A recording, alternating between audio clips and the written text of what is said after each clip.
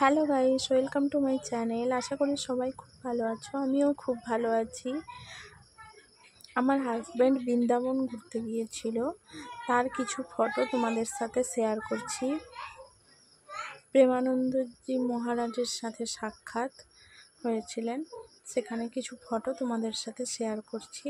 ও আসলে বাইরে থাকে, সেখানে অফিস ছুটি ছিল, তাই সেখান থেকে বৃন্দাবন ঘুরতে গিয়েছিল। তারই কিছু ফটো তোমাদের শেয়ার করছি, তোমরা শুধু দেখতে থাকো।